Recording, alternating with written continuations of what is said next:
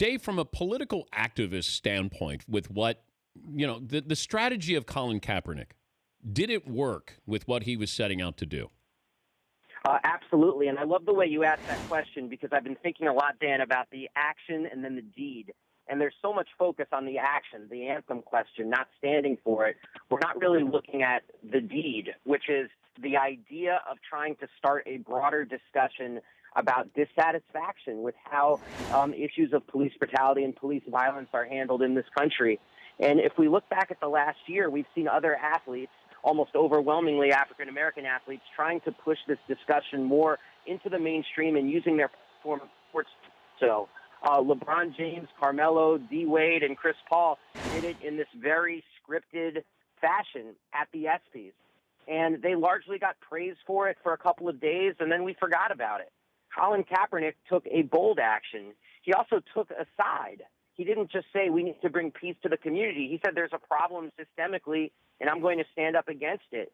And by taking a side, he certainly invited a lot more hate. He invited a lot more criticism. He may even be jeopardizing his career. But if the goal was to have this discussion in a more full way, then you have to say mission accomplished. What's the one overriding question you have for Kaepernick?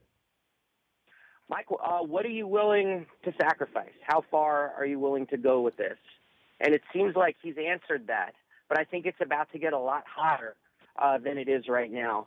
I think there are open questions. I'm sure you've read them about whether he's going to stay on the 49ers. That could or could not be for football reasons. But then the bigger question is, will another team take a flyer on what is an obviously talented player at a position that's bereft of talent?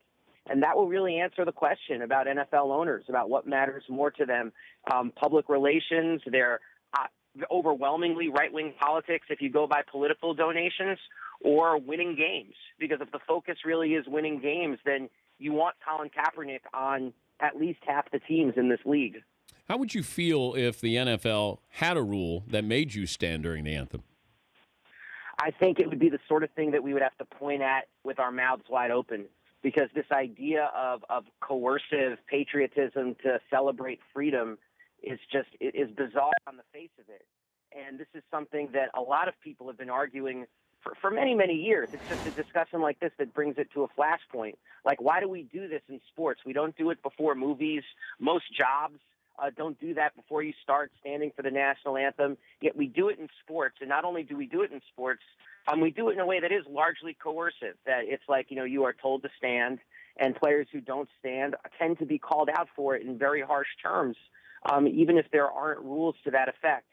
And I got to tell you, what's so funny about this to me is I keep thinking about what happened after 9/11 at Yankee Stadium at the last years of George Steinbrenner, when they started to put up chains in the bleachers to keep people from leaving the stands and going to the bathroom during the God Bless America seventh inning stretch.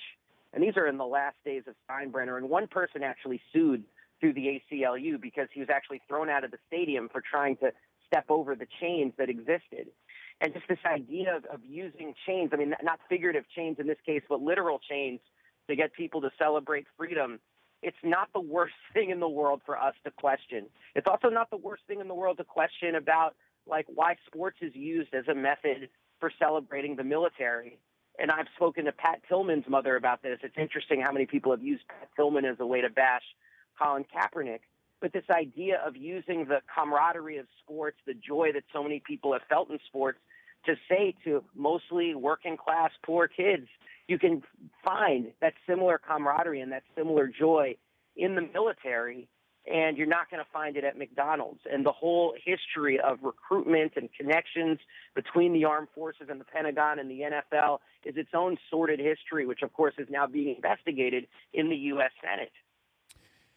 If you go back to Muhammad Ali's passing, and we've talked about this with the ESPYs, with LeBron and company, you mentioned them.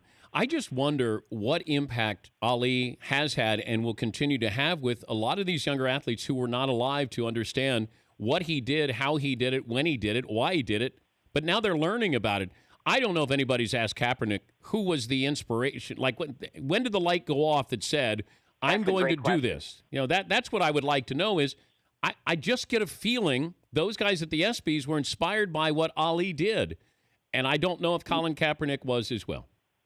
That would be a great question for him. I think it's interesting that the celebration of Ali, I think is in a lot of ways it's opened a can of worms, where it's like I think a lot of athletes are saying, well, what are we celebrating him for and why, and what is the courage on display?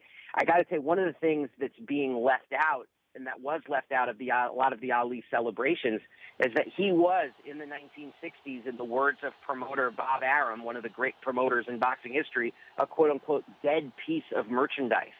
And if you go back and look at some of Ali's most famous fights in the 60s, the fights we celebrate today, there were empty seats all over the arena. Like in Miami, in Lewiston, against Sonny Liston, people were voting with their feet. Largely, white fans were voting with their feet and saying, we're not going to celebrate this radical. We're going to actually turn our backs to him. And I think Colin Kaepernick is going to start facing some of that, and it's something that LeBron, Paul, et cetera, ESPY's protest, that kind of protest doesn't engender that kind of backlash. Mm-hmm. One of the things that Kaepernick said was, he said, I don't care if I lose endorsements. And I think that's kind of like crossing the real Rubicon, because I think the endorsement cudgel is one of the things that's kept a lot of athletes in line over the last 30 years. Good stuff, Dave. Good to talk to you again. Thanks for joining us. Thank you, sir. Dave Zirin. He's the sports editor for The Nation. Website is edgeofsports.com. I always appreciate his thoughts, his angles on this. The Dan Patrick Show, weekday mornings on Audience.